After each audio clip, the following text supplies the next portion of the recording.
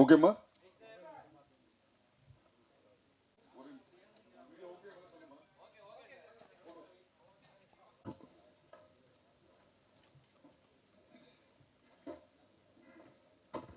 அனைவருக்கும் வணக்கம். ஒரு கிரேட் ஆப்பர்ச்சுனிட்டி இந்த ப்ரொடக்ஷனில் நானும் ஒருத்தனாக ஒர்க் பண்ணியிருக்கேன்னு சொல்லிட்டு, and thanks to my master ji Kanal Kannan sir, and thanks for the Mahesh sir, அதுக்கப்புறம் director Ashraf sir, Kasi sir, எல்லாருமே கிரேட். என்ன சொல்கிறது, அவங்களுடைய பெர்ஃபார்மன்ஸ் எல்லாமே ரொம்ப அழகாக பண்ணாங்க. அதே மாதிரி மகேஷ் சார் வந்துட்டு எல்லாமே டூப் ஒர்க்லாம் வந்துட்டு எல்லாமே அந்த டூப்புமே வேண்டாம், அவருக்கு டூப்பு செட் ஆகாதுன்னு வைங்களேன், அவருடைய பாடி கண்டிஷனுக்கு எல்லாம் ஹாலிவுட்லேருந்து தான் கொண்டு வரணும். பட் அவரே வந்துட்டு எல்லா ஷார்ட்ஸுமே பண்ணார், அதை நான் சொல்லி ஆகணும். ஒரு இன்சிடெண்ட்டில் வந்துட்டு ஒரு 4th ஃப்ளோர்லேருந்து ஒரு டூப் ஷாட் பண்ணலான்னு சொல்லி பிளான் பண்ணோம். பட் அது வேண்டாம், நானே பண்ணுறேன்னு சொல்லிட்டு அவரே ஹேங் பண்ணார். 1 டே ஃபுல்லாக இருக்குன்னு சொல்லி வித் த பேர் பாடியோட, எந்த ஒரு ஷர்ட்ஸோ வேறு எதுவும் யூஸ் பண்ணாமல் பேர் பாடியோட வந்து மேலேருந்து 4th ஃப்ளோர்லேருந்து கீழே லையாகி டவுன் ஆகி பண்ணார். ரொம்ப இன்ட்ரெஸ்டிங்கான சீன்ஸ், அதெல்லாம் நீங்கள் பார்க்கும்போது உங்களுக்கு தெரிய வரும் எவ்வளோ ஹார்ட் ஒர்க் பண்ணியிருக்காங்கன்னு சொல்லிட்டு. அதேபோல் காசி சார், என்னென்ன திங்ஸ்லாம் நம்ம கேட்டோமோ எதுக்குமே வந்துட்டு இல்லைன்னு சொல்லாமல் எல்லாமே ப்ரொவைட் பண்ணி கொடுத்தாங்க. அது ஃப்ளை கேமாக இருக்கட்டும், ஸ்டெடி கேமாக இருக்கட்டும், ஜிம்மி ஜிப்பாக இருக்கட்டும், என்னென்ன கேட்டோமோ, என்னென்ன ஃபைட்டர்ஸ் எத்தனை வேணும்னு சொல்லி கேட்டோமோ எதுவுமே நெக்லெக்ட் பண்ணாமல் மூஞ்சி சுளிக்காமல் எல்லாமே ப்ரொவைட் பண்ணி கொடுத்தாங்க. அதே மாதிரி அஷ்ரப் சாரை சொல்லி ஆகணும், கிரேட் ஒர்க்கர். அவரை எல்லா மாதிரி வளர்த்தே தெரியும், சார் கூட ஒர்க் பண்ணியிருக்கேன். அப்போ அவருடைய கிரேட் பெர்ஃபார்மன்ஸ்லாம் வந்துட்டு ரொம்ப அழகாக வடிமடித்து மனசில் வச்சுருந்ததெல்லாம் எக்ஸ்ப்ரெஸ் பண்ணாங்க. அதெல்லாம் அவுட்புட்டாக கொடுத்துருக்கோம். ஸோ உங்கள் கையில் தான் இருக்குது, பெரிய ஒரு சக்ஸஸாக இது பண்ணுவீங்கன்னு சொல்லிட்டு என்னுடைய எதிர்பார்ப்பு. Thank you for every thing. Thank you sir.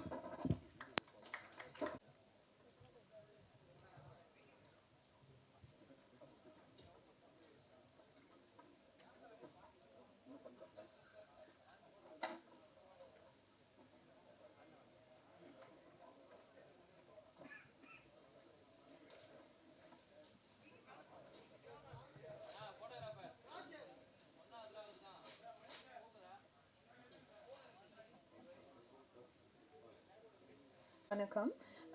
எனக்கு ரொம்ப சந்தோஷமாக இருக்குது, நான் இந்த படத்தில் நடிச்சிருக்கேன், ஒரு போலீஸாக நடிச்சிருக்கேன். ஸோ அஷ்ரஃப் சாருக்கு ரொம்ப ரொம்ப தேங்க்யூ சொல்லணும் எனக்கு இந்த ஆப்பர்ச்சுனிட்டி கொடுத்ததுக்கு. என்னை வந்து இந்த படத்தில் டைரக்டர் விஜய் சார் தான் இன்ட்ரடியூஸ் பண்ணி வச்சாங்க.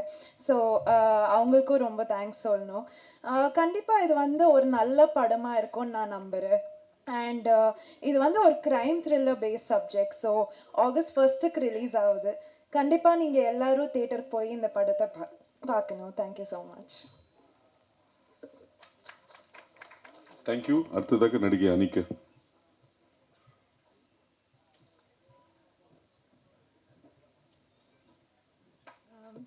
எல்லாருக்கும் வணக்கம்.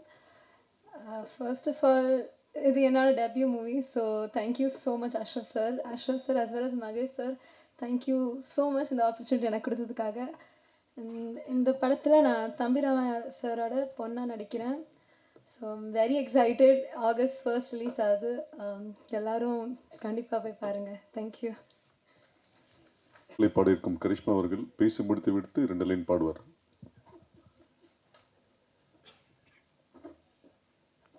வணக்கம் எல்லாரும். ஆக்சுவலாக எனக்கு தமிழ் நல்லா வராது, பட் நான் ட்ரை பண்ணுறேன். ரொம்ப நன்றி Mahesh uncle for having me on your film and Ashraf uncle for letting me sing for your film. Of course, அப்பா. முழு படம் like it's awesome. I watched it. It's incredible. The whole cast crew சூப்பராக பண்ணீங்க. I am so excited for you to all watch it. Thank you to Arnanna as well for having me on the soundtrack. It's an awesome song. இது ஒரு super படமாக இருக்க போகுது. Please எல்லாரும் support பண்ணுங்க. And I loved singing the song. It's a beautiful love melody song that I sang with Arunanna. So yeah, I'll sing a couple of lines. என் வெள்ளை மலையே புது வெள்ளை மலையே நீ செல்லும் இதமே நான் வருவேனே உன் அருகினிலே விளையாசை வினிலே விரத்தோட கையிலே நான் படுவேனே. Okay, கொஞ்சமா, but I hope you enjoy it. ரொம்ப நன்றி எல்லாரும். Thank you so much. Thank you. நன்றி. அடுத்ததாக நாயகி ஷில்பா மஞ்சு. கரிஷ்மாவோட ப்ரொடியூசர். Hello everyone. சாரி, நான் ஃபஸ்ட் டைம் வென் மகேஷ் வந்து அண்ணா ஒரு படம் எடுப்போம்னா நான் தலையை சுரிஞ்சுட்டு ஏண்டா இந்த தேவையில்லாத வேலைன்னு சொன்னாங்க. ஆனால் போக போக புரிஞ்சுது how difficult a movies. People சும்மா க்ரிட்டிசைஸ் பண்ணுறதில்ல, அது ரொம்ப நல்லா பண்ணியிருக்காரு அஷ்ரஃப். எடிட்டிங்கும் ஃபேண்டாஸ்டிக். நான் எதிர்பார்த்த விட நல்லா வந்திருக்குது. ஆனால் அது நத்தான் எல்லோரும் சொல்லுவாங்க, ஆனால் நேராக நீங்கள் பார்க்கும்போது தான் புரியும். 4 பாட்டு இருக்குதுல, ரொம்ப நல்ல சாங்ஸ் எல்லாமே. And everybody is really done well. Anita, right? Anita has done a wonderful job, and so is practically everybody, even a little part, they have done really well. It was very hard working. எங்கே காசி அண்ணே காணையில் as usual இப்படி தான் உட்காந்துருப்பார். ஆனால் அவர் இல்லாமல் இன்றைக்கு படம் இல்லை. Right, thank you very much. Hopefully all of you will support us. பலர் மற்றும் படத்தின் எதிர்நாயகனாக நடித்திருக்கும் மகேஸ்வரன் தேவதாஸ்.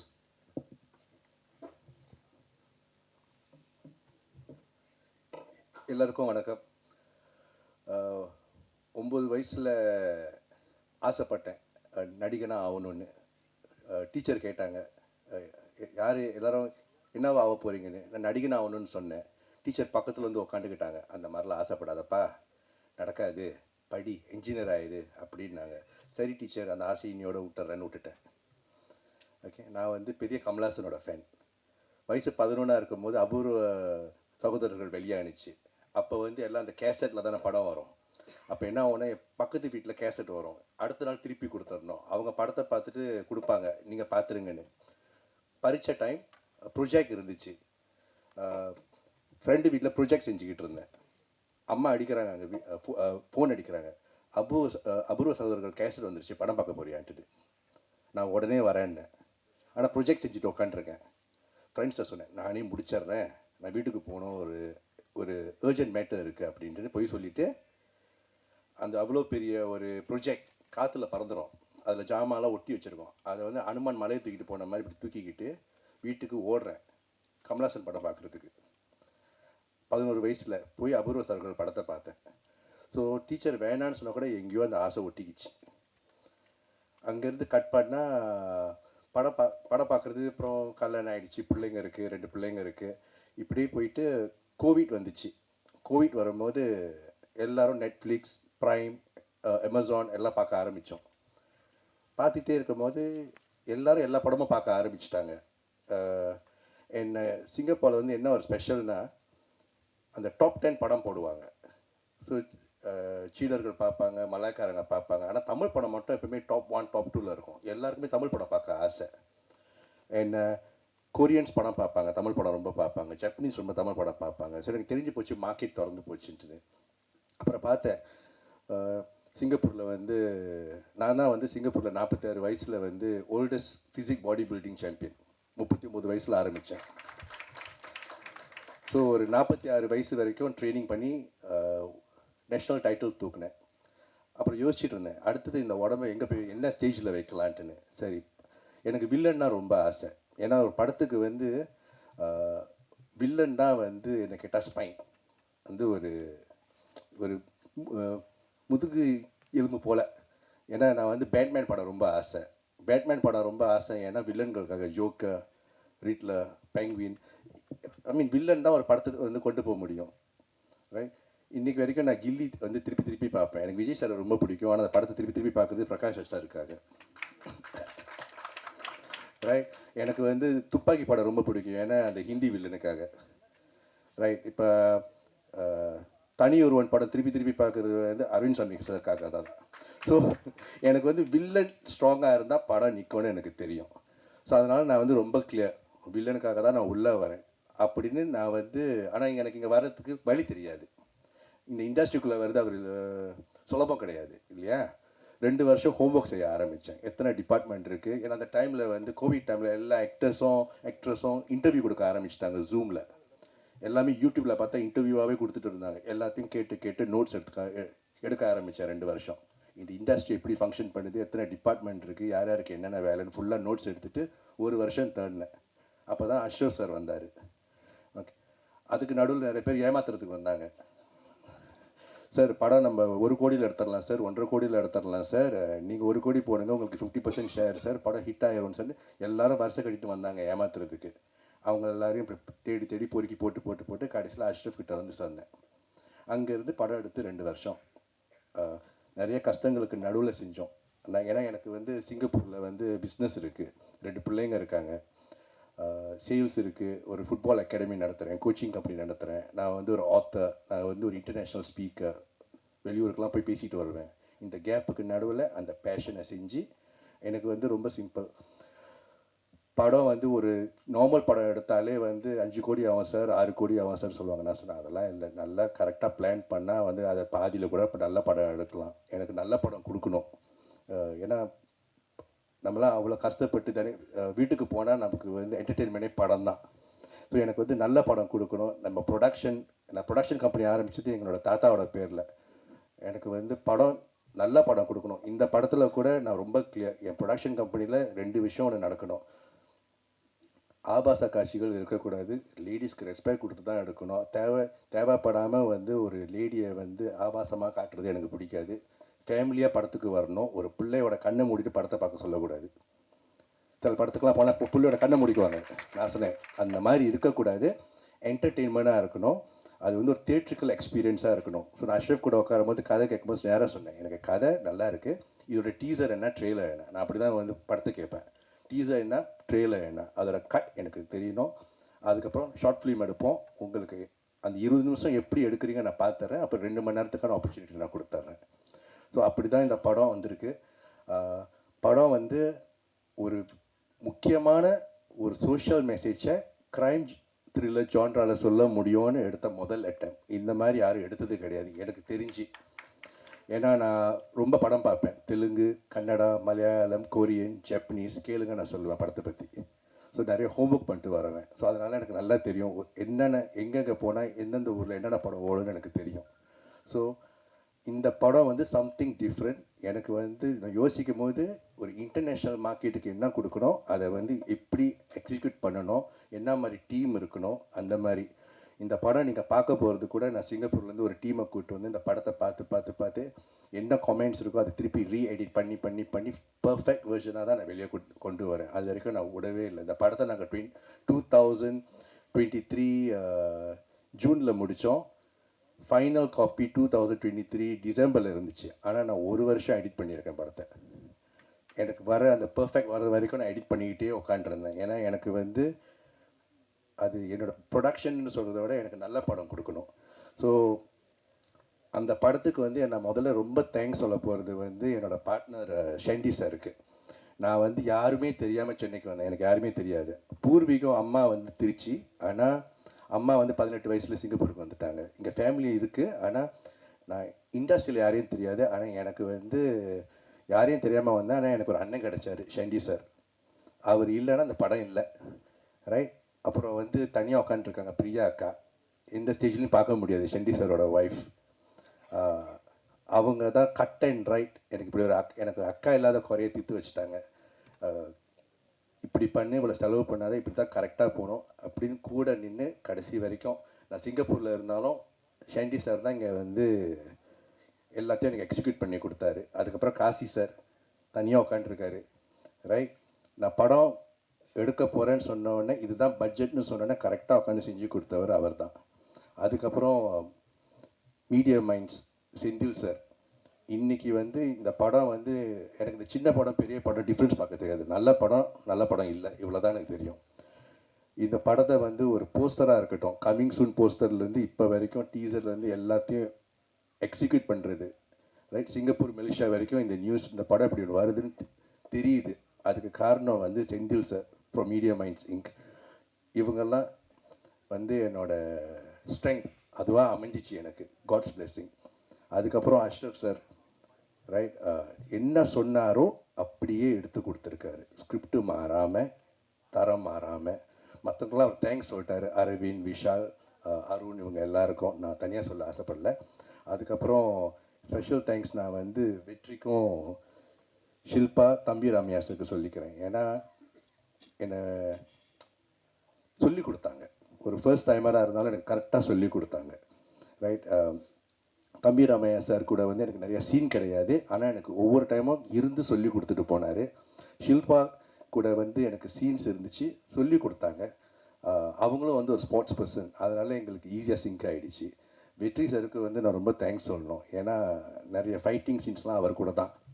ஓகே, எப்படி கரெக்டாக வந்து அந்த மீட்ரு கரெக்டாக இருக்கணும்னு எனக்கு சொல்லி கொடுத்துருக்காரு, எக்ஸ்பீரியன்ஸ். ஸோ அதனால்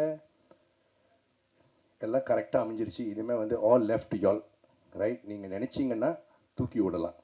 ஓகே, ஏன்னா நீங்கள் வந்து என்கரேஜ் பண்ணி நல்லா எழுதுனீங்கன்னா என்ன மாதிரி நிறைய ப்ரொடியூசர்ஸ் வருவாங்க, நல்ல குவாலிட்டியான படம் எடுக்க நாங்கள் ரெடி. நீங்கள் சப்போர்ட் பண்ண ரெடியாக இருந்தீங்கன்னா நாங்கள் ரெடியாக இருக்கோம் எடுத்து கொடுக்க.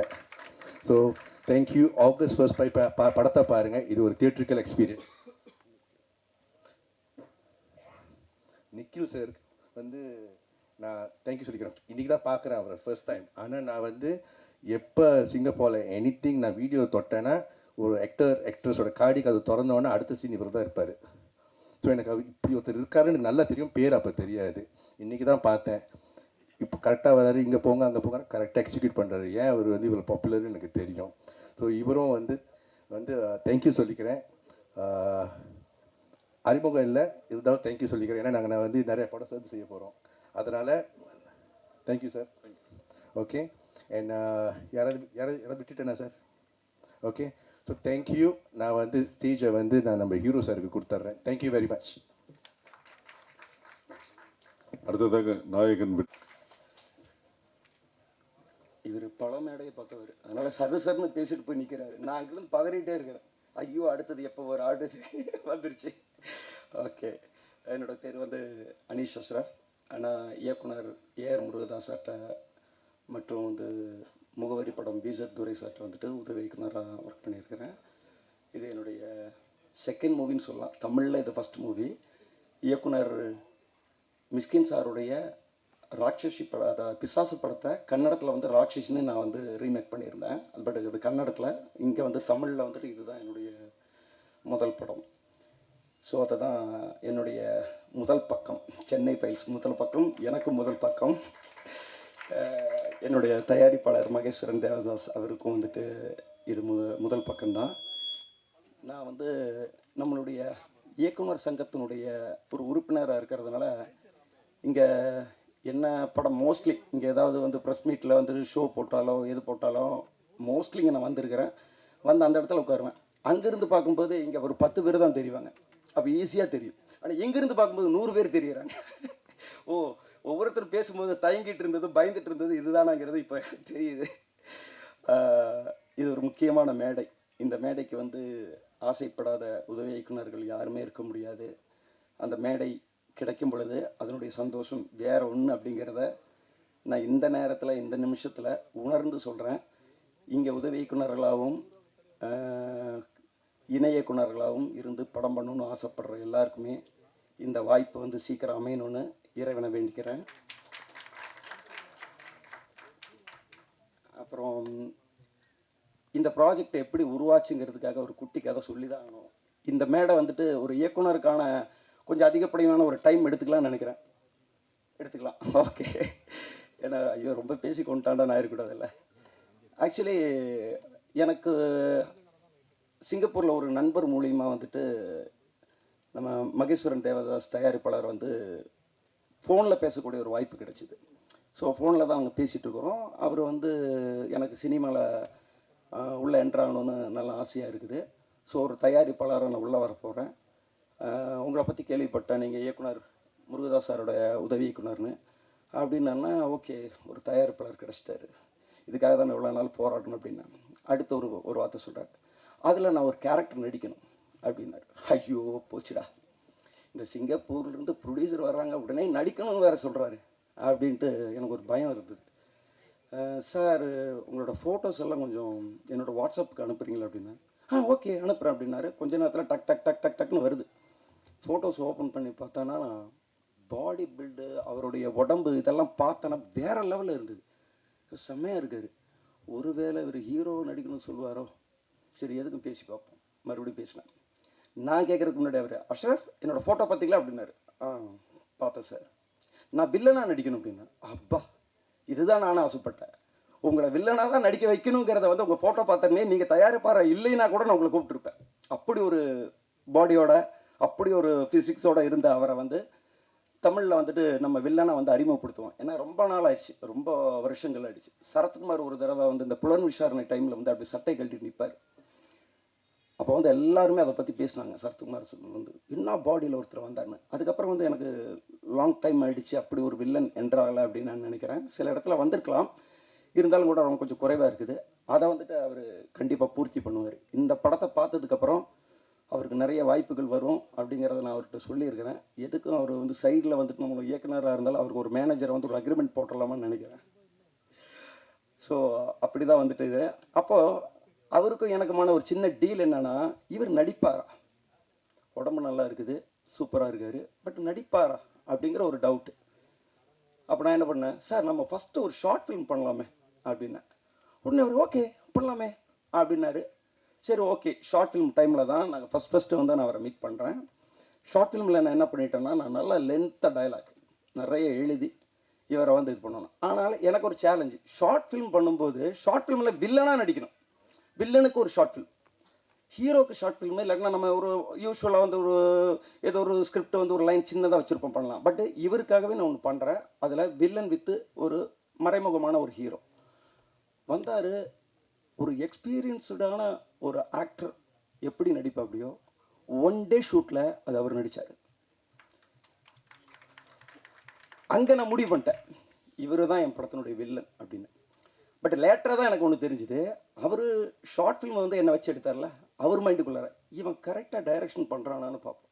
அப்போ இவனை டைரக்டராக போடலான்னு டெஸ்ட் நான் அவருக்கு வச்சுருக்கிறதா நினச்சா, டெஸ்ட் அவர் எனக்கு வச்சுருக்காரு. அதுக்கப்புறம் தான் அவர் சொல்கிறார், அஷ்ரஃப் உங்கள் ஷார்ட் ஃபிலிமை பார்த்தேன், ரொம்ப பிரமாதமாக இருக்குது, சரி படம் பண்ணலாம், ஃப்யூச்சர் ஃபில்மை வந்து பண்ணலாம், இப்போ ஏதாவது ஸ்கிரிப்ட் இருந்தால் சொல்லுங்கன்னா. அந்த டைமில் தான் வந்துட்டு இந்த கதை அவர்கிட்ட சொல்ல வேண்டிய ஒரு இதில் வந்து ஃபுல் ஸ்கிரிப்டை நான் சொன்னேன். அவர் கேட்டார், அவருக்கு வந்து பவுண்டேடு கொடுத்தேன், வாங்கிட்டு போய் படிச்சுட்டு இம்மீடியட்டாக ஸ்டார்ட் பண்ணலாம், இதுக்கு லேட்டே ஆக வேணாம் அப்படின்னு சொல்லி இந்த படத்தை வந்துட்டு அந்த எப்போ நான் கதை சொல்லி முடித்தனோ, எப்போ அவர் பவுண்டேடு வாங்கி படித்தாரோ இமீடியட்டாக வந்து நான் ஒரு இயக்குனர் ஆகக்கூடிய அங்கீகாரத்தை கொடுத்துருக்காரு. அது என் வாழ்நாளில் மறக்கவே முடியாது. ரொம்ப ரொம்ப ரொம்ப தேங்க்ஸ் மகேஸ்வரன் தேவதாஸ் சார். நான் ஏன் அவரோட நேம் வந்து திரும்ப திரும்ப உச்சரிக்கிறேன்னா, அவர் தயாரிப்பாளர் மாதிரியே நடந்துக்க மாட்டார், ஒரு நட்பாக நண்பன் மாதிரி தான் நடந்துக்குவார். அவர் வந்து ரெண்டாவது ஒரு விஷயத்த சொன்னார், இந்த நிமிஷத்திலிருந்து நான் வந்து உங்களுடைய படத்தினுடைய தயாரிப்பாளர் அல்ல, நான் ஒரு ஆக்டர். நீங்கள் எந்த ஒரு விஷயமா இருந்தாலும் ஆக்டிங்கை பற்றி மட்டும்தான் என்கிட்ட பேசணும். இந்த படத்தினுடைய ஒரு தயாரிப்பாளர் மாதிரி நீங்கள் பேசணும், அவங்கள்ட்ட ஷேர் பண்ணணும்னா அது வந்து ஷாண்டி ரவிச்சந்திரன் சார்கிட்ட தான் பேசணும் அப்படின்னாரு. ஸோ அவர் உள்ள இந்த படத்துக்குள்ளார வந்தார். அவர் வந்து கிளியர் கட் ஒன்று சொன்னார், அஷ்ரஃப் இந்த படத்தில் உங்களுக்கு என்ன வேணும், இந்த கதை இந்த பவுண்டட் ஸ்கிரிப்டில் நீங்கள் எழுதப்பட்ட அத்தனை விஷயமும் உங்களுக்கு வரும், ஆனால் நீங்கள் சொன்ன டைமுக்குள்ளார இந்த படத்தை முடிக்கணும், அது மட்டும்தான் உங்களுக்கான டாஸ்க் அப்படின்னாரு. ஓகே சார் அப்படின்னா. அப்புறம் அதுக்கு கீழே வந்து நம்ம மேனேஜர் காசி சார் வந்துட்டு நிறைய எக்ஸ்பீரியன்ஸோட நிறைய படத்தை வந்துட்டு ஒர்க் பண்ணிட்டு வந்தவர். அவருக்கு வந்து தெரியும் நம்ம என்ன சொன்னாலும் எத்தனை நிமிஷத்தில் எத்தனை நேரத்தில் அந்த பொருள் இங்கே வரும் அப்படிங்கிறது வந்து அவருக்கு நல்லாவே தெரியும். அதனால் வந்துட்டு ஷூட்டிங்கில் எந்த ஒரு குழப்பம் இல்லாமல் ஒரு செட்டப் அரேஞ்ச்மெண்ட் எனக்கு பண்ணி கொடுக்கறதுனால நான் அவங்கள்ட்ட சொன்னேன், இந்த படம் இத்தனை நாளில் முடிக்கிறேன் அப்படின்னா அதே நாளில் முடித்தேன். ஒரு நாள் கூட எக்ஸ்டன் பண்ணாமல் அந்த படத்தை வந்து நான் முடித்தேன். அதில் வந்து எனக்கு இன்னொரு சேலஞ்சுங்க இருந்தது. ஏன்னா நான் வந்து பெரிய இயக்குனர் முருகதாஸ் சார்கிட்டருந்து ஒர்க் பண்ணிட்டு வந்ததுனால பெரிய செட்டப்பில் பெரிய இடத்துலலாம் ஒர்க் பண்ணிட்டு வந்திருக்கிறேன். இது வந்து பட்ஜெட்டாக சின்னதுன்னு நம்ம சொல்ல முடியாது. ஏன்னா இந்த கதைக்கு என்ன தேவையோ அந்த கதைக்கானது வந்து கொடுத்துட்டாங்க. பட்டு அங்கேருந்து நம்ம ஒர்க் பண்ணிட்டு வரும்போது அந்த ஸ்டைல் வேறு, பட் இங்கே வரும்போது நம்மளோட ஸ்டைலை மாற்றிக்கணும். இந்த படத்தை ஸ்க்ரீனில் பார்க்கும்போது பெரிய படமாக இருக்கணும், அதில் எந்த மாற்றமும் இருக்கக்கூடாதுன்னு நாங்கள் முடிவு பண்ணேன். இந்த ட்ரெய்லர் கூட உங்களுக்கு அப்படிப்பட்ட ஒரு ஃபீல் கொடுத்துருக்குன்னு நான் நினைக்கிறேன். இது ஒரு பெரிய படமான ஒரு ஃபீலை கொடுத்துருக்கிற அளவுக்கு நான் எடுத்திருக்கிறேன். இந்த படத்தை வந்து இன்னும் வெளியில் இருக்கக்கூடிய நபர்கள் யாரும் பார்க்கல, எங்களுடைய டீம் மட்டும் பார்த்தாங்க. அந்த டீமில் இருக்கிற எல்லாருமே வந்து அப்ரிஷியேட் பண்ணாங்க. எனக்கு என்னுடைய டீம் அப்ரிஷியேட் பண்ணுறதுங்கிறத விட பப்ளிக்காக என்னுடைய இயக்குனர் சங்கத்தை சார்ந்த என்னுடைய நண்பர்கள், இயக்குனர்கள், வெளியில் பப்ளிக் எல்லாருமே வந்துட்டு பாராட்டினா தான் என்னுடைய முதல் பக்கத்துக்கு அப்புறம் அடுத்த பக்கமும் ஓப்பன் ஆகும். ஸோ இந்த முதல் பக்கங்கிறது எனக்காக வச்ச பேர் அல்ல, சென்னை ஃபைல்ஸ் முதல் பக்கங்கிறது ஒரு கேஸ் ஃபைலை வந்து ஓப்பன் பண்ணக்கூடிய ஒரு விஷயம் இந்த கதையில் இருக்குது. அது வந்து எனக்கும் அது பொருந்துற மாதிரியான ஒரு விஷயமா இருந்தது. தயாரிப்பாளர் அவரும் சொன்னார், இல்லை இது ரொம்ப நல்லா இருக்குது, எல்லாத்துக்குமான ஒரு விஷயமா இருக்குன்னாரு. சரி ஓகே அப்படின்னு சொல்லி இதை நாங்கள் ஃபிக்ஸ் பண்ணோம்.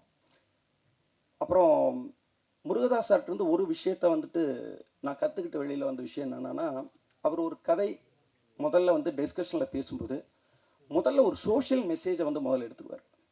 இந்த சோஷியல் மெசேஜ் நம்ம வந்து முதல்ல எல்லா இடத்துக்கும் ரீச் பண்ணணும். இதுக்கு தான் கதை பண்ணணும். கதையை பண்ணிக்கிட்டு வந்துட்டு என்ன மெசேஜ் சொல்லலாம்னு தேடுறது கிடையாது. முதல்ல ஒரு மெசேஜ் அவர் எடுத்துக்குவார். அந்த மெசேஜை சுற்றி தான் சீன், அதை சுற்றி தான் வந்து திரைக்கதை எல்லாமே பண்ணுவார். ஸோ நான் கூட வந்துட்டு க்ரைம் த்ரில்லருங்கிறது நிறைய வந்துக்கிட்டு இருக்குது, நிறைய வந்துட்டு இருக்குது. சமீபத்தில் கூட வந்துட்டு ஒரு படமெல்லாம் பெரிய ஹிட் ஆகிடுச்சு. ஸோ வந்து ஒரு சேஃப் ஜோன் சொல்லலாம். பேய் படமும் த்ரில்லர் கதை இதெல்லாம் வந்துட்டு எப்போவுமே ஒரு சேஃப் ஜோன். அப்படி ஒரு சேஃப் ஜோனாக இது இருந்தால் கூட நான் அவர்கிட்டருந்து வெளியில் வரும்போது நம்ம படத்துலேயே ஒரு சோஷியல் மெசேஜான ஒரு விஷயத்த சொல்லணும் அப்படிங்கிறதுல ரொம்ப ஸ்ட்ராங்காக இருந்தேன். அப்படி ஒரு சோஷியல் மெசேஜ் இந்த படத்தில் சொல்லப்பட்டிருக்குது.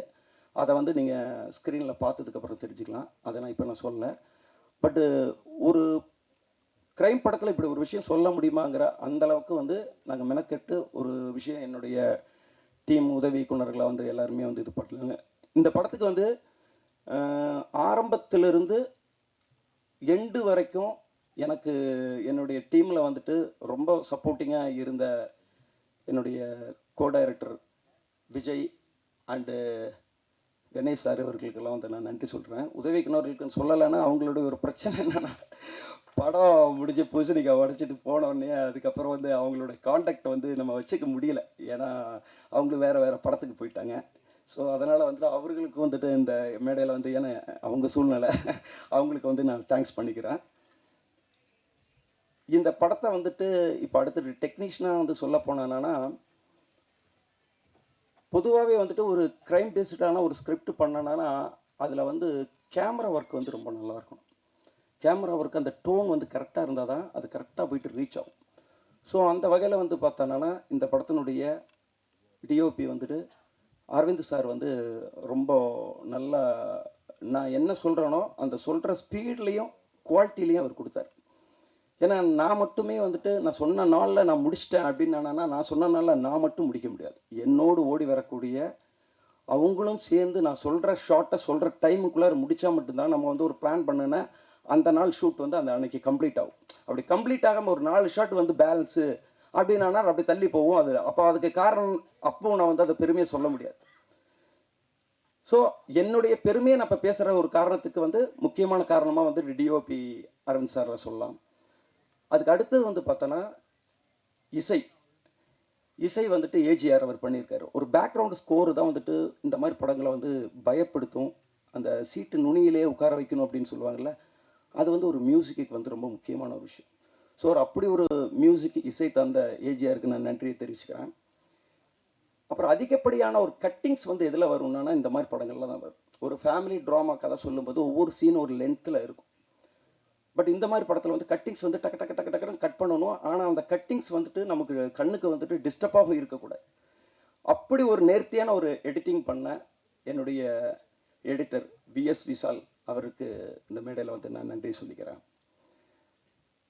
இந்த படத்தினுடைய போஸ்ட் ப்ரொடக்ஷனுக்கு அப்புறம் வந்துட்டு இப்போ நீங்கள் பார்த்த இந்த ட்ரெய்லராக இருக்கட்டும், டீசராக இருக்கட்டும், இந்த லிரிக்கல் வீடியோவாக இருக்கும், இதெல்லாம் வந்து தனியாக வந்துட்டு நம்ம வெளியில் வந்து பண்ணிட்டு தான் வந்தோம். அந்த வெளியில் பண்ணதில் வந்துட்டு பெரிய சப்போர்ட்டாக இருந்தது வந்து ஆராதனா ஸ்டுடியோ துர்கேஷ் அவருக்கு. துர்கேஷ் அவர் வந்துட்டு அவர் ஆளினால்னு சொல்லலாம். அவர் வந்துட்டு பாட்டு வேணுமா பாட்டு இருக்குது, ஃபைட்டு வேணுமா ஃபைட் இருக்குங்கிற மாதிரி அவர்கிட்ட ஒரு போஸ்ட் ப்ரொடக்ஷனாக போனான்னா எல்லா விஷயத்துக்கும் அவர் ஓடுனார். எல்லா விஷயத்துக்கும் சென்சாரா ஓகே, நாளைக்கு இது இப்போ இன்றைக்கி இந்த இடத்துல ஸ்க்ரீனிங் ஆகிறதுக்கு வந்துட்டு அவர் கரெக்டான நேரத்தில் கொண்டு வந்து கரெக்டாக கொடுத்து சவுண்டு செக்கிங் பண்ணி எல்லாம் பண்ணி இல்லை சார் பக்கா சார் அப்படிங்கிற. ஸோ அந்தளவுக்கு வந்து அதனால் வந்து துர்கேஷ் அவருக்கு வந்துட்டு நான் மறுபடியும் நன்றி தெரிவிச்சுக்கிறேன். அப்புறம் இதில் விட்டு போன யாராவது இருக்காங்களா? எடிட்டர் இதில் சொல்லிட்டேன். ஓகே, இப்போ இந்த படத்தை வந்து ஒரு படம் பண்ணுறது அப்படிங்கிறது ஒரு சாதனையாக இருந்தால் கூட படத்தை ரிலீஸ் பண்ணுறதுங்கிறது அது இன்னொரு சாதனை. ஒரு இயக்குனருக்கு வந்து 3 வெற்றிகள் இருக்குது. ஒரு இயக்குனர் ஆகும்போது 3 வெற்றி. முதல் வெற்றி என்னன்னா, ஒரு ப்ரொடியூசர்கிட்ட கதை சொல்லி ஓகே பண்ணுறது முதல் வெற்றி. ஒரு ப்ரொடியூசருக்கு கதை பிடிச்சிருக்கு, நீ தான்ப்பா டைரக்டர் அப்படின்னு சொன்னான்னா அன்னையிலிருந்து நமக்கு முதல் வெற்றி கிடைச்சிடுச்சுன்னு அர்த்தம். 2வது வெற்றி, நம்ம அந்த ஷூட்டிங்கை முடித்து பூசணிக்காய் உடைக்கிறோம் பாருங்களேன், அப்பா எத்தனையோ வருஷ கனவு அதை வந்து மொத்தமாக எடுத்து உடச்சிட்டுண்டா, சக்ஸஸ் முடிஞ்சு போச்சு அப்படிங்கிறது 2வது வெற்றி. 3வது வெற்றி வந்துட்டு இதை வந்து நல்லபடியாக தியேட்டருக்கு கொண்டு வரணும், ஸ்க்ரீனிங் கொண்டு வரணும். நம்ம நல்ல படம் தான் எடுத்தோம், ஆனால் தியேட்டர் கிடைக்கலையே, நம்ம நினச்ச மாதிரி கிடைக்கலையே, நம்ம நினச்ச அளவுக்கு வந்து ப்ரொமோஷன் பண்ணலையே, சரி ப்ரொமோஷன் வேறு மாதிரி பண்ணியிருந்தால் அந்த படம் வேறு மாதிரி வந்திருக்குமே அப்படிங்கிற ஏக்கம் வந்து சில சின்ன படங்கள் பண்ண நிறைய இயக்குநர்கள் வந்துட்டு எங்கிட்டே வந்து ஒரு குறையாகவே சொல்லியிருக்கிறதெல்லாம் நானும் கேட்டிருக்கிறேன். ஸோ எனக்கு கூட இந்த படம் முடிஞ்சதுக்கப்புறம் இந்த படம் எப்படி ரிலீஸ் ஆக போகுது, எப்படி பண்ணுவாங்க அப்படிங்கிறத வந்துட்டு எனக்குள்ள ஒரு பயம் இருந்துகிட்டு இருந்தது. ஆனால் மீடியா மைண்டு செந்தில் சார் அவர் வந்து இந்த படத்தினுடைய ரிலீஸிங் வந்து எப்படிங்கிறது ஸ்டெப் பை ஸ்டெப்பாக வந்துட்டு அவர் மொத்தமாக எழுதி அதை ஒவ்வொன்றுமே டிக் பண்ணிகிட்டே வந்தார். இதை முடிச்சிட்டோம். எனக்கே ஆச்சரியமாக இருந்தது. இந்த ஃபோரமில் உள்ள என்ட்ரார் இடத்துல எல்லாம் அந்த ஓடிங் இருந்தது, பெரிய ஓடிங் வந்து அங்கங்கே வச்சுருக்காங்க. இப்போ தான் ஸ்டார்டிங் ஸ்டேஜ். ஏன்னா நம்ம இன்றைக்கி தான் வந்துட்டு ஒரு ட்ரெய்லர் அண்ட் டீசர்லாம் லான்ச் பண்ணுறோம். அப்படி இருக்கும்போது இன்னும் ட்ரெய்லர் கூட வந்துட்டு பப்ளிக்கான ஒரு ரிலீஸ்லாம் நம்ம பார்வையாளர்களுக்கு மட்டும்தான் நம்ம போட்டிருக்கோம்.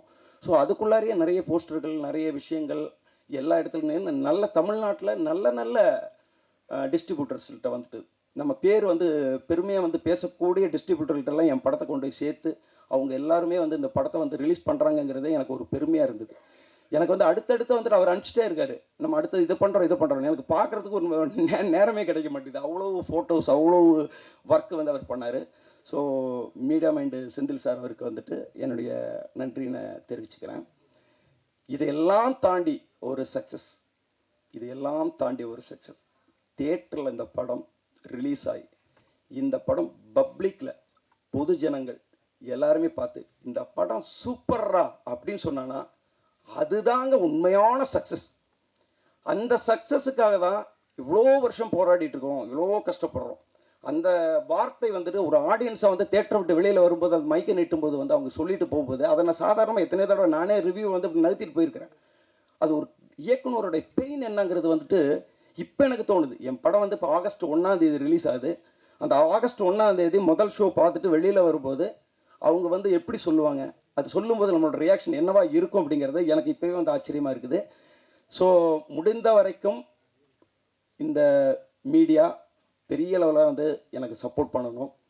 காரணம், பெரிய படங்கள் வந்து பூஜை போட்ட அன்னைக்கே வந்துட்டு வைரலாக எல்லாருமே வந்து அது அவங்கவுங்களோட பேஜஸில் வந்து இன்ஸ்டாகிராமில், வாட்ஸ்அப்ஸில் எல்லாத்துலேயும் போட்டுருவாங்க பெரிய படம் பெரிய இயக்குனர்கள் பண்ணும்போது. ஆனால் சின்ன படம் வெளியில் எல்லாருக்குமே தெரியணும்னா உங்களுடைய மீடியா பத்திரிகையாளர்களுடைய ஒத்துழைப்பு இருந்தால் மட்டும்தான் அது எல்லாத்தையுமே போய் சேரும். ஸோ நீங்கள் வந்து பொய்யான ஒரு விஷயத்த எழுதணும்னு நான் சொல்லலை. இன்றைக்கி பார்த்ததை இன்றைக்கி உங்களுக்கு உங்களோட ஃபீட்பேக்கை வந்துட்டு நீங்கள் எழுதுங்க. படம் ரிலீஸ் ஆகும்போது படம் ரிலீஸில் வந்து நீங்கள் ஒரு ஆடியன்ஸாக பார்த்துட்டு உங்களுக்கு என்ன தோணுதோ அது வந்து ப்ளஸ் அண்ட் மைனஸ் எதுவாக இருந்தாலும் எழுதுங்க. ஆனால் எழுதுங்க, வீடியோ போடுங்க. தயவு செஞ்சு என்னுடைய படத்தை வந்துட்டு நம்ம இந்த ரூமுக்குள்ளார இந்த தியேட்டருக்குள்ளார பேசிகிட்டு இருக்கிறத வந்துட்டு தமிழ்நாடு ஃபுல்லாக மற்றவங்களுக்கும் வந்துட்டு போய் சேர்ந்து அவங்களும் பார்க்கணும் அப்படிங்கிற அளவுக்கான ஒரு விஷயத்த நீங்கள் தான் ஏற்படுத்தி கொடுக்கணும் அப்படின்னு நான் உங்கள்கிட்ட ரொம்ப தாழ்மையாக கேட்டுக்கிறேன்.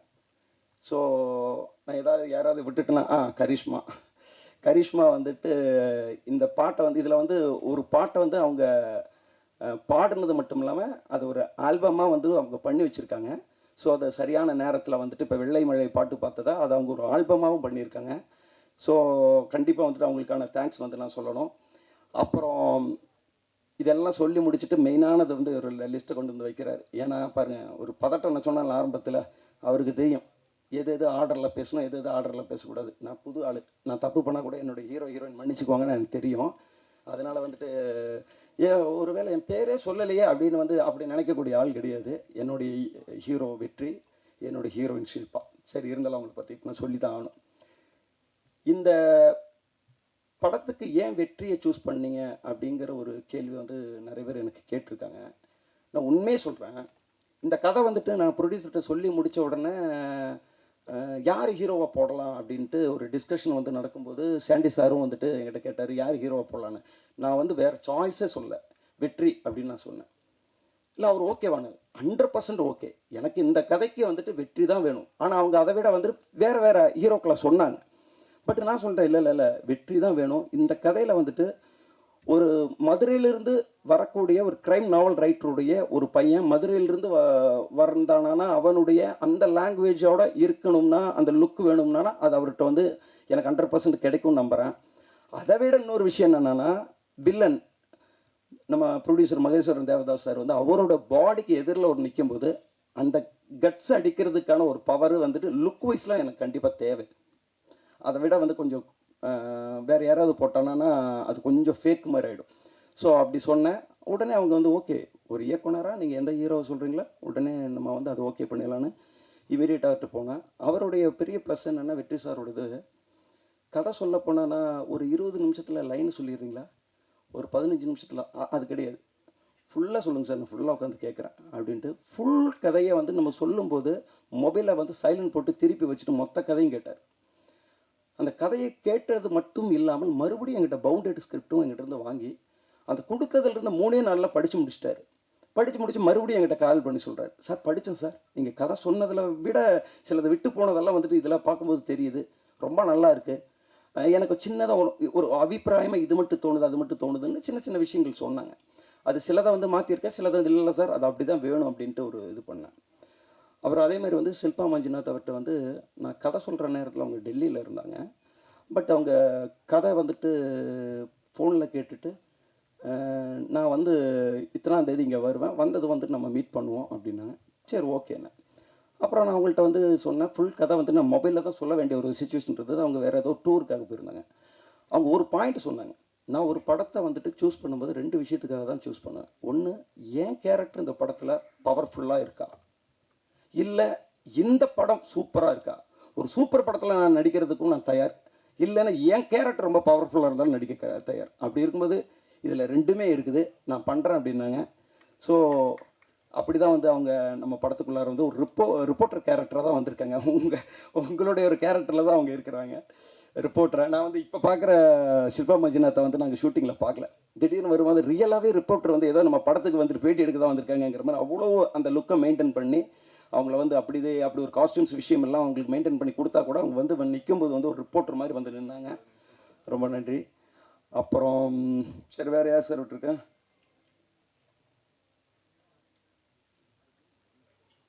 சார் இது புரியல சார்,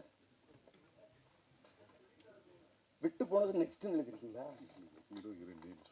நேம்ஸா? அதான் நான் சொல்லிட்டேன்ல, அவ்வளோதானே. ஓகே, வேற ஐயோ இப்போ அந்த ஸ்டேஜில் இல்லாதனால முக்கியமான ஒரு 2 பேரை வந்து நான் சொல்லாமல் விட்டுட்டேன். ஏன்னா நான் இப்படி பார்த்து தான் சாண்டி சாரை சொல்லிட்டேன். ஓ ஓகே, இந்த மேடையில் பார்த்து பேசுகிறனால இது இந்த கதை படத்தில் வந்துட்டு தம்பிராமையா சார் முக்கியமான ஒரு ரோல். அவர் எப்படி கும்கி மைனா அந்த படத்தில் வந்து ஃபுல்லாக வந்து த்ரோட்டாக வந்துட்டு நடிச்சிருந்தாரோ அதே மாதிரி இந்த படம் வந்துட்டு நிறைய அவர் பேலன்ஸ் பண்ணி தூக்கிட்டு போயிருக்கார். சில கதைகள் மட்டும் சில கேரக்டர்களுக்கு வந்து நமக்கு சாய்ஸே இருக்காது. இந்த கேரக்டருக்கு பதில் வேறு யாரை போடலாம் அப்படின்னு யோசிச்சானா அந்த யோசனையே இருக்காது. அது மாதிரி வந்து நான் தம்பிராமையா சாரோட பேரை நான் படத்தில் கதை முதல் பவுண்டேடு எழுதும் போதே ராமையா அப்படின்னு சொல்லி தான் எழுதினேன். தம்பி ராமையா அண்ணன் தான் நடிக்கணும், அதுக்காக நான் நேம் வந்து ராமையா அப்படின்னு எழுதினேன். என் படத்துலேயே அவரோட பேர் ராமையன் தான் வைக்க முடிஞ்சுது. எனக்கு அந்தளவுக்கு நான் அதில் வந்து இன்ஸ்பிரேஷன் ஆகிட்டேன். ஏன்னா அவர் தான் நடித்தா தான் இது கரெக்டாக இருக்கும் அப்படிங்கிறத வந்து நான் மைண்டில் எந்த அளவுக்கு ஓட்டணும்னோ அது அப்படியே ஸ்பாட்லேயே இருந்தார். ஏன்னா அவருக்குள்ளார ஒரு இயக்குனர் இருக்கார்ல, அதனால் வந்துட்டு அவர் வந்து தம்பி இந்த டைலாக்கை கொஞ்சம் இப்படி மாற்றலாமா அப்படிம்பாரு. கரெக்டாக இருந்ததுன்னா கரெக்டுன்னு சொல்லுவேன், இல்லைன்னா அது வேணான்னா ஓகே விட்டுருப்ப தம்பி அப்படிம்பாரு. சின்சியரிட்டான ஒரு, அதாவது நாளைக்கு காலையில் நான் எத்தனை மணிக்கு வரணும் அப்படிங்கிறது முன்னாடி நாள் என்கிட்ட கேட்பார். நான் சொல்லுவேன், அண்ணா நீங்கள் ஒரு 9 மணிக்கு வந்தால் கரெக்டாக இருக்கும் அப்படின்னா, ஓகே தம்பி அப்படிம்பார். 9 மணிக்கு டான்னு வந்து நின்றுட்டு அண்ணா ரெடி ஆகிட்டு வந்துடுறேன் அப்படின்ட்டு போவார். கரெக்டாக ரெடியாக இருப்பார், சொன்னோன்னே வருவார். நம்ம அவரை 9 மணிக்கு வர சொல்லிட்டு நம்ம 12 மணிக்கு ஷார்ட் எடுத்தானா அவர் எப்படிங்கிறது எனக்கு தெரியல. ஆனால் அவர் வர்ற நேரம் வர சொல்லக்கூடிய நேரத்தில் நான் ஒவ்வொரு நாளும் கரெக்டாக ஷார்ட் வச்சுருக்கிறேன். 12 மணிக்கு தான் அவர் வரணும்னா 12 மணிக்கு வாங்காமல் 12 மணிக்கு ஷார்ட் எடுப்பேன். ஸோ அதனால் வந்து என் படத்தில் வந்துட்டு அவர் ஒரு ஃபுல்லாக வந்து எனக்கு வந்து ஒரு பெரிய ஒரு சப்போர்ட்டாக வந்துட்டு ஒரு அண்ணன் மாதிரி, கூட பிறந்த ஒரு அண்ணன் மாதிரி இருந்து எனக்கு இது பண்ணார். அப்புறம் யார், கின்ஸ்லி வந்து இந்த படத்தில் வந்துட்டு ஒரு தனி ட்ராக் காமெடியாக வந்து நடிக்கல. அவர் வந்து ஷூட்டிங் ஸ்பாட்டுக்கு வந்து அவர் பார்க்கும்போது நமக்கு சிரிப்பு வரும். அவர் நார்மலாக வந்துட்டு நேற்றுக்கு ஷூட்டிங் போன இடத்துல என்ன நடந்துச்சுன்ட்டு அவர் சாதாரணமாக தான் சொல்லிட்டு இருப்பார். ஆனால் நமக்கு அப்போவே சிரிப்பு வரும், அவரோட ஒரு மாடுலேஷன். ஸோ அது மாதிரி வந்துட்டு இந்த படத்தில் வந்துட்டு இந்த கதைக்குள்ளாரே தனியாக ஒரு பார்ட்டான ஒரு விஷயமா இல்லாமல் அந்த கதையோடு ஒட்டி அவருடைய காமெடி வந்து இருக்கும். ரொம்ப நல்லா வந்து அவர் பண்ணி கொடுத்துருக்காரு. தம்பிராமையா சார் வந்துட்டு இன்றைக்கி வர முடியல, அவர் வந்து ட்ரிச்சில் வந்து ஒரு ஷூட்டிங்கில் இருக்காங்க. அதே மாதிரி கின்ஸ்லி சார் வந்து வரணும்னு நினச்சாரு, வர முடியாமல் போயிடுச்சு. இதெல்லாம் தாண்டி நான் வந்து யாருக்கு நான் தேங்க்ஸ் சொல்கிறது விட்டுட்டேங்கிறது திரும்பி பார்க்குறேன். திரும்பி பார்க்குறதுக்கு முன்னாடி இருக்கக்கூடிய ஒரு விஷயத்த சொல்கிறேன். நான் இயக்குனராக ஆக வேண்டும் என்று நினைத்த எனது நண்பர்கள், நீங்கள் கண்டிப்பாக டைரக்டர் ஆயிடுவீங்க, தைரியமாக இருங்கன்னு எனக்கு சொன்ன எனது நண்பர்களுக்கு வந்துட்டு நான் நன்றின்னு சொல்லிக்கிறேன். நான் அவங்களோட பேரை சொல்லணும்னா பெரிய லிஸ்ட்டு நீண்டுட்டு போகும், அதனால் நான் அதை சொல்லலை. என்னோடய நண்பர்கள், என்றைக்காவது நீ டைரக்டர் ஆகிடுவ அப்படின்னு நம்பிக்கையோடு இருந்த எனது அண்ணன் கோவை பாபு அவர்களுக்கும் எனது அண்ணி அவங்களுக்கும் வந்துட்டு இந்த இடத்துல நன்றி சொல்கிறேன்.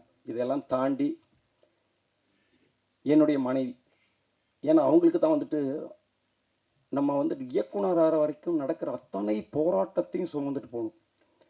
இயக்குனர் ஆகிற வரைக்கும் வந்துட்டு பார்த்தோன்னா பல விஷயம், அது வந்து உங்களுக்கு தெரிஞ்சது தானே, வந்துட்டு அதை வந்து சொல்ல வேண்டியதில்லை. பட்டு நான் இயக்குனர் ஆகிடுவேன் அப்படிங்கிறத நான் நம்புறதை விட நீ இயக்குனர் ஆகிடுவேன்னு என் மனைவி நம்புறது அங்கே பெரிய விஷயம். ஏன்னா நம்ம சினிமாவுக்கு வரும்போது மேரேஜ் பண்ணாமல் வந்திருப்போம், அன்றைக்கும் நம்மள்ட்ட நம்பிக்கை இருக்கும். அதுக்கப்புறம் நம்ம மேரேஜ் பண்ணுவோம், அன்றைக்கும் நம்மள்ட்ட நம்பிக்கை இருக்கும். ஆனால் அவங்க வந்து டயர்ட் ஆகிட்டானா நான் இந்த மேடையில் இன்றைக்கி நின்றுக்க முடியும். ஸோ அப்படிப்பட்ட ஒரு சூழல்லையும் என்னை நம்பிக்கையோடு இருந்த எனது மனைவிக்கும் இப்பொழுது இருக்கக்கூடிய எனது குழந்தைகளுக்கும் நான் நன்றின்னு சொல்லிக்கிறேன்.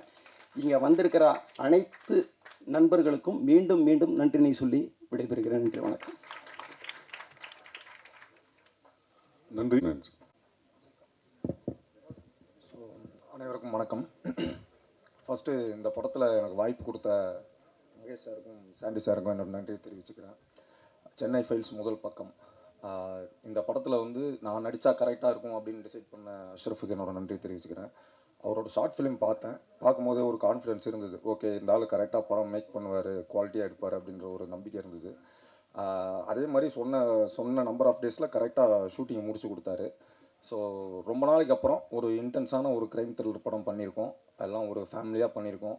ஸோ நடித்தவங்க அத்தனை பேருக்கும் என்னோட நன்றி. தம்பிராமையா சார், ஷில்பா, அப்புறம் அனிகா, எல்லாருக்குமே என்னோட நன்றியை தெரிவிச்சுக்கிறேன். ஆகஸ்ட் 1 படம் தேட்டரில் ரிலீஸ் ஆகுது, எல்லாம் ஃபேமிலியோடு போய் பாருங்கள், எப்படி இருக்குன்னு சொல்லுங்கள். தேங்க்யூ.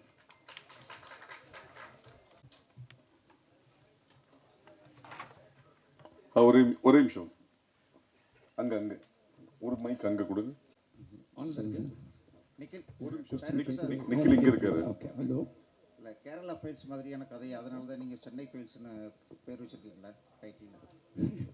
ஹலோ, அப்படி அதாவது சென்னையில் நடக்கக்கூடிய ஒரு க்ரைமுடைய மேட்ரு, சென்னையிலிருந்து வந்துட்டு ஒரு கேஸ் எங்கேருந்து தொடங்கி எப்படி முடியுதுங்கிறது தான் எங்களோட கதை.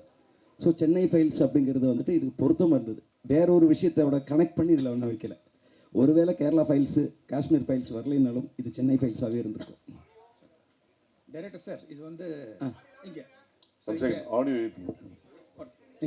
இங்கே சார், சாரி, இது வந்து தமிழில் உங்களுக்கு முதல் படம், வாழ்த்துக்கள். ஓகே, நன்றி. டைட்டில் வந்து முதல் பக்கம், முதல் தேதி ரிலீஸ் ஆகுது ஆகஸ்ட்டு. ஹீரோ பேர் வெற்றி. அதை நானும் யோசிக்கல சார். முதல் பக்கம் முதல் தேதியில் ரிலீஸ் ஆகுதுங்கிறது நல்லா ஓகே. தேங்க்யூ. ஹீரோ பேர் வெற்றி. அதில் ஒரு வெற்றி இருக்கு. வெற்றியின் முதல் படியை இன்னைக்கே தொட்டுட்டீங்க, வாழ்த்துக்கள். ஓகே, நன்றி நன்றி நன்றி நன்றி. வெற்றி சார்,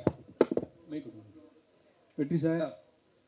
சார், இந்த தமிழ் சினிமாவில் ஒரு காலத்தில் மோகன் சார் வந்து பாட்டு பாடினார். நிறைய படங்கள் பாட்டு பாடி மைக் மோகன் அப்படின்னு வந்துட்டார். உங்களோட படங்கள் முதல் படம்லேருந்து இந்த படம் வரைக்கும் ஒரு மாதிரி டார்க் ஷேடாகவே நிறைய இருக்குது. ஒரு கிரைம் கதை, இந்த மாதிரி கதையெல்லாம் தேடி உங்கள்கிட்ட வருதா, இல்லை உங்கள் டேஸ்ட்டா? இல்லை, அவங்க தான் தேடி வர்றாங்க. அந்த கேரக்டருக்கு நீங்கள் தான் பண்ணணும் அப்படின்னு சொல்லி அவர் தான் சொல்கிறாரு. நம்ம கலர்ஃபுல்லாக பண்ணுறதுக்கு நம்ம ரெடி தான், பார்ப்போம். சார், இயக்குனருக்கு ஒரு கேள்வி.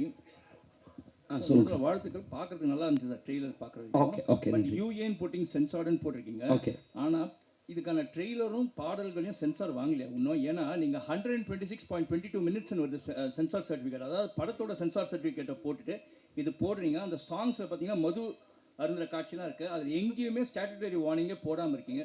அது தெரிஞ்சு அப்படியே மேனிப்புலேட் பண்ணுமே அப்படின்ற மாதிரி பண்ணிட்டீங்களா தைரியமாக? இல்லை அப்படி இல்லை. என்னென்ன ஆக்சுவலி வந்துட்டு இன்னைக்கு வந்து நம்ம இந்த ட்ரெய்லர் லான்ச் வந்துட்டு பண்ணுறது வந்து பிளான் முதல்ல இல்லை. ஆனால் வந்துட்டு இன்றைக்கி பண்ணணுங்கிற மாதிரியான ஒரு நெசிட்டி அமைஞ்சுது. ஸோ நம்மளுடைய பத்திரிகையாளர்களுக்கு வந்துட்டு நம்ம படத்தை வந்து அவங்களுக்கு காட்டணும். அவங்க தான் வந்துட்டு இதை வந்து சரி என்ன பண்ணலாம் அப்படிங்கிறது. ஆனால் நான் அங்கே ஒரு தப்பு தான் நடந்திருக்கு, நான் இல்லைன்னு சொல்லலை. இதை வந்து நம்ம வந்து ப்ராப்பராக வந்துட்டு ட்ரெய்லரை வந்து ரிலீஸ் பண்ண போகிறது 25th மேலே தான். 25th மேலே தான் ட்ரெய்லர். ஆனால் டீசர் வந்து நம்ம ஆல்ரெடி ரிலீஸ் பண்ணிட்டோம், ப்ராப்பராக ரிலீஸ் இது எக்ஸ்க்ளூசிவ் ஒன்லி மீடியா பார்க்கறதுக்கு. ஆமாம், மீடியா பார்க்குறதுக்கு. மீடியா மக்கள், மீடியாங்கிறது வந்துட்டு மற்றவங்க போய் சேர்றதுக்கு முன்னாடி நீங்கள் போய் சேர்ந்துருவீங்கிறதுனால அந்த மரியாதையாக வந்து, அதாவது சொல்லுவாங்களே ஒரு மர்டர் நடந்த இடத்துல போலீஸ் வர்றதுக்கு முன்னாடி மீடியா போயிடும். அப்படி வந்து என்னுடைய மீடியா வந்து பார்க்கணுங்கிறதுக்காக அப்படி ஒரு விஷயம் இருக்குது. ஆனால் இதில் கூட இன்னொரு விஷயம் சொல்கிறேன். ஒரு கதை ஸ்டோரி ஒன்று நம்ம நரேட் பண்ணியிருக்கேன். ஒரு ஊரில் ஒரு சிங்கம் இருந்தது, அது ஒரு ஆர்ட் அப்படிங்கிற ஒரு விஷயம்.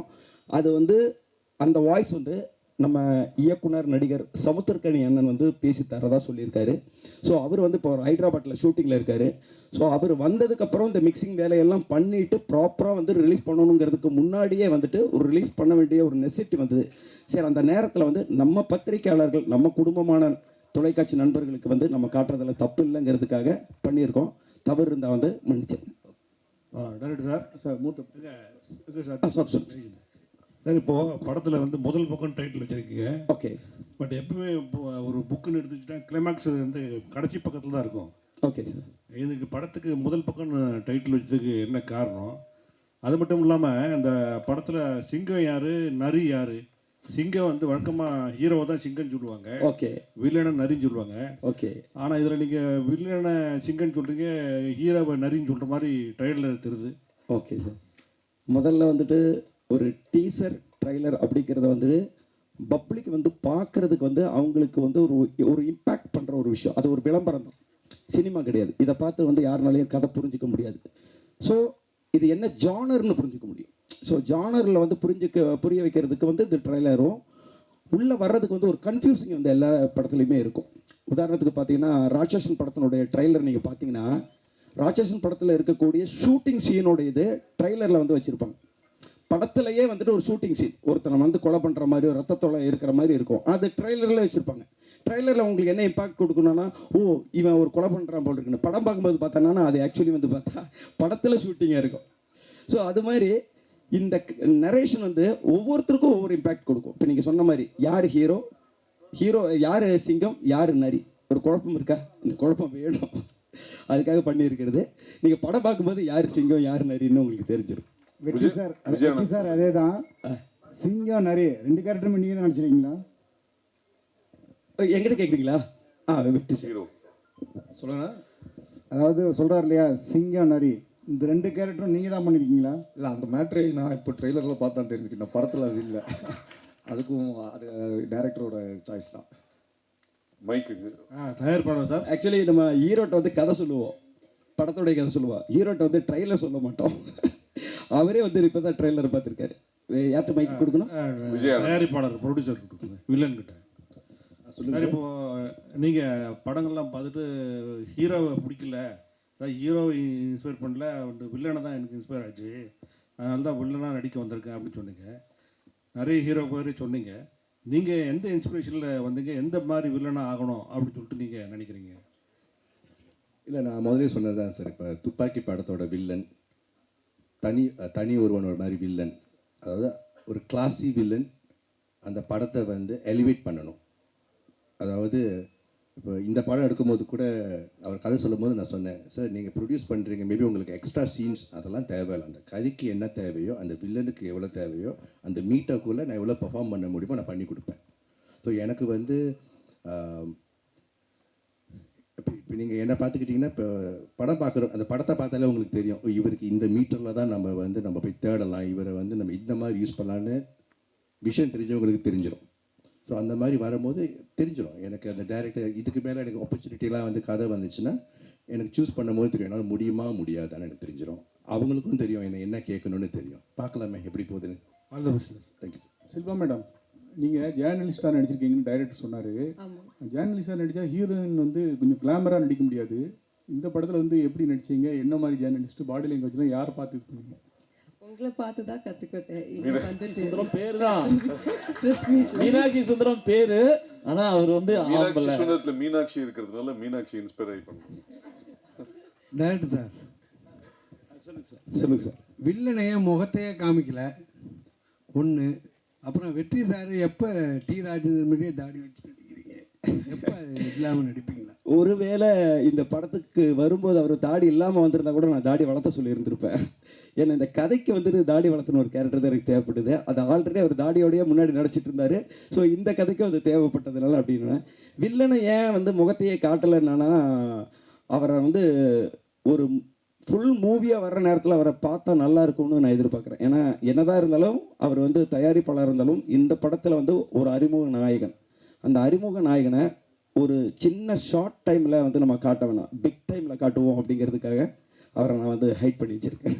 சார், ப்ரொடியூசருக்கு படம் முடிச்சிட்டிங்க, ஆனாலும் கிட்டத்தட்ட ஒரு 2 years கிட்ட உட்காந்து எடிட்டே பண்ணிட்டு இருக்கோம் அப்படின்னு சொன்னீங்க. நீங்கள் 1 year why took so much time? நீங்கள் எக்ஸிக்யூஷன் பண்ணீங்க, அதுக்கு கூட ஷார்ட் ஃபிலிம்லாம் எடுத்து பார்த்துட்டீங்க, படமும் முடிஞ்சிருச்சு. Then why you took 1 year to edit? நாங்கள் அந்த டயத்துக்கு வெயிட் பண்ணியிருந்தோன்றது வேறு, but still I was sizzling the படம்ன்றதுக்கான ரீசன் இல்லை. ஏன்னா அந்த ஒரு டைமில் சார், அந்த 1 year இருக்குல்ல, எடிட் பண்ணுறது ஒரு பக்கம். அந்த டைமில் வந்து மார்க்கெட்டில் பார்த்தீங்கன்னா புது படம் எல்லாமே வெளியே வரல, எல்லாம் பழைய படமாகவே ரிலீஸ் பண்ணிட்டு இருந்தாங்க. கர்ணன், கில்லி இதெல்லாம் திருப்பி வந்துகிட்டு இருந்துச்சு. ஸோ ஒரு டைம் இருந்துச்சு, அந்த டைம் சரியாக இருக்கணும் இல்லையா? அந்த மார்க்கெட்டிங்னு ஒரு டைம் இருக்குது. ஸோ அந்த ஒரு டைம் வந்து மஞ்சுபல் பாய்ஸ்லாம் ஓடிக்கிட்டு இருந்துச்சு. So I say let's wait, அந்த ஒரு டைம் வரட்டும் கரெக்டாக. But will just keep. ஏன்னா ஒரு க்ரைம் த்ரில்லரை எடிட் பண்ணுறது இருக்குல்ல, நாட் அ ஈஸி ஜாப். அந்த கரெக்டாக அந்த மீட்டரில் உட்காரணும், ரைட்? அப்புறம் பாட்டு இருக்குது, அந்த பாட்டை நம்ம திருப்பி இது பண்ணோம். அந்த பாட்டை வந்து மாஸ்டரிங் கூட நம்ம லண்டனில் கூட கொண்டு செஞ்சுட்டு வந்தோம். அந்த குவாலிட்டியை கொண்டு வருவோம், கரெக்டான டைமில் கொண்டு போவோம். ஏன்னா படம் வந்து 4 கோடியோ 5 கோடியோ அதை நம்ம கரெக்டாக மார்க்கெட்டிங் பண்ணணும். பிகாஸ் நான் வந்து பிஸ்னஸ் மேன். அது டைம் எடுத்துக்கிட்டாலும் கரெக்டாக மார்க்கெட்டிங் கரெக்டாக இருக்கணும், கரெக்டான டைமில் வரணும். ஸோ நாங்கள் படத்தை ரிலீஸ் பண்ணலான்னு பிளான் பண்ணது லாஸ்ட் இயர் நவம்பர். அங்கேருந்து நாங்கள் பார்த்துக்கிட்டே வரோம். இப்போ இந்த டைம் கரெக்டாக இருக்குன்னா ஒரு 1 to 2 weeks டைம் ஃப்ரேம் வேணும் கரெக்டான டைமில் வெளியாக்குறதுக்கு இல்லையா? கரெக்டாக இப்போ அமைஞ்சிச்சு. எனக்கு வந்து மார்ச்சில் ரிலீஸ் பண்ண சொல்லியிருந்தா கூட பண்ணியிருப்போம். ஆனால் பெரிய படங்கள் வந்துக்கிட்டே இருக்குது, நமக்கு ஸ்க்ரீன்ஸ் கரெக்டாக கிடைக்கணும், அதெல்லாம் பிளான் பண்ணணும். சும்மா எடுத்தோம் அப்படின்னு பண்ண முடியாது, ரைட்? படம் நல்லாயிருக்கும், ஆனால் நீங்கள் கரெக்டாக கொண்டு போய் சேர்க்கலன்னா படம் நல்லா ரீச் வராது இல்லையா? ஸோ கரெக்டாக பொறுமையாக கொண்டு போயிருக்கோம், அவ்வளோதான். டைரக்ட் சார் ஒரு விஷயம் சொல்லுங்கள். அதாவது புது தயாரிப்பாளரோ இல்லை ஏற்கனவே படம் எடுத்துக்கிட்டு இருந்த தயாரிப்பாளரோ, அங்கே இருக்கீங்க, புது தயாரிப்பாளரோ ஏற்கனவே படம் எடுத்துக்கிட்டு இருந்த தயாரிப்பாளரை விட நீங்கள் நெருங்கி ஒர்க் பண்ணிடலாம். இவர் எல்லா விவரம் தெரிஞ்சவராக இருந்தார், இதனால் எப்படி ஒர்க் பண்ணீங்க? பிரச்சனை வந்துதான்? ஆக்சுவலி வந்துட்டு அது ஒரு வகையான ப்ளஸ்ஸாக இருந்தது. ஏன்னா எந்த ஒரு இயக்குனரும் ஒரு கதையை வந்து அவங்க எழுதும் பொழுது இது சூப்பராக இருக்கும் அப்படின்னு சொல்லி தான் அவங்களுக்குள்ள ஒரு நம்பிக்கை இருக்கும், அதில் மாற்றமே இருக்காது. ஸோ அப்படி எடுத்து கூட ஏன் படம் ஃபெயிலியர் ஆகுது அப்படிங்கிற ஒரு கொஸ்டின்ஸ் இருக்குது. நல்ல படம் தானே, நல்ல கதை தானே யோசிச்சிருப்பா, அப்படி இதை வந்து ஃபெயிலியர் படம் பண்ணணும்னு யாரும் யோசிச்சிருக்க மாட்டாங்க. அப்படி ஒரு நல்ல கதை யோசித்து கூட வெளியில் வரும்போது அந்த படம் ஃபெயிலியராக மாறுதுன்னா அதில் சில குறைகள்லாம் இருந்திருக்கும். அந்த குறைகள் வந்து ஒரு இயக்குனராக, ஏன்னா அந்த படத்தினுடைய ஒரு தந்தையாக எனக்கு என் மகன் மேலே வந்து எனக்கு குற்றம் தெரியாது. அந்த குற்றத்தை வந்துட்டு அவர் வந்து எடுத்து சொல்லும்போது அவர் சொன்ன எல்லாத்தையுமே நான் மாற்றலை. அவர் வந்து நான் நிறைய சிங்கப்பூரில் இருக்கக்கூடிய நண்பர்கள் காட்டினேன், நான் பார்த்தேன். எனக்கு இந்த இடத்துல மட்டும்தானா அதை நான் திரும்ப வந்து நான் பார்ப்பேன்.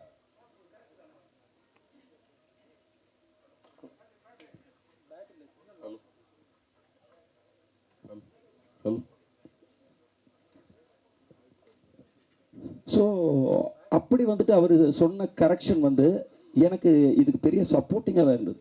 அவர் என்னடா எல்லாத்தையுமே கேள்வி கேட்டிருக்காரு, எல்லாத்தையுமே சொல்லிட்டு இருக்காரு அப்படின்னு நான் ஃபீல் பண்ணல. அது ஒரு வெற்றி படமாக அமையிறதுக்காக சொல்லக்கூடிய ஒரு விஷயத்த நம்ம ஏற்றுக்கணுங்கிற அந்த மனநிலையோட அதை நான் பண்ணதுக்கப்புறம் வந்து எனக்கு அந்த சேஞ்சஸ் தெரிஞ்சுது. ஸோ அவருக்கு வந்து நான் தேங்க்ஸ் தான் சொல்லிக்கிறேன். ஹீரோ சார் சொல்லுங்க சார். இல்லை 1980 பார்த்தீங்கன்னா டைரக்டர் உங்களுக்கு தான். எனக்கு தானா? இங்கே ஓகே. 1980 எல்லாம் பார்த்தீங்கன்னா அறிமுக இயக்குனர்கள் எல்லாருமே லவ் ஸ்டோரியை தான் ஃபர்ஸ்ட் படமாக எடுப்பாங்க. ஆனால் இப்போ வர எல்லா அறிமுக இயக்குனர்களும் இதே மாதிரி வெட்டு குத்துக்குள்ள சஸ்பென்ஸ் த்ரில்லராகவே எடுக்கிறீங்களே, என்ன காரணம்? அதாவது வந்து அந்தந்த சீசனில் அதாவது வரும். மாம்பழ சீசனில் மாம்பழம் தான் வரும், வாட்டர்மெலன் சீசனில் வாட்டர்மெலன் தான் வருகிற மாதிரி சினிமாவும் வந்து ஒரு சீசன் தான். அதை நம்ம புரிஞ்சுக்கணும். என்கிட்ட வந்து அப்போ லவ் கதை இல்லையா, என்கிட்ட வேறு கதை இல்லையான்னு கேட்டாங்கன்னா, ஒவ்வொரு இயக்குனராக வரும்போது அவங்ககிட்ட கிட்டத்தட்ட ஒரு 10 கதை இருக்கும். அந்த 10 கதையில் முதல் கதை எது படமாக்கப்பட போகுதுங்கிறது அந்த இயக்குனருக்கே தெரியாது.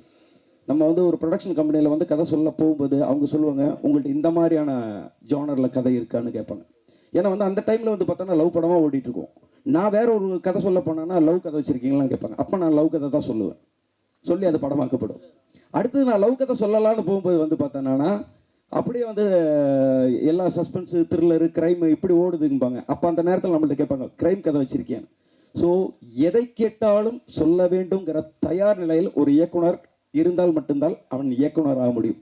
ஸோ இந்த சீசனில் நான் இது பண்ணியிருக்கேன். இந்த முதல் பக்கத்தை தவிர அடுத்த பக்கங்கள் வரும்போது நீங்கள் கேட்ட கேள்விக்கான ஆன்சர் மாறும். Producer sir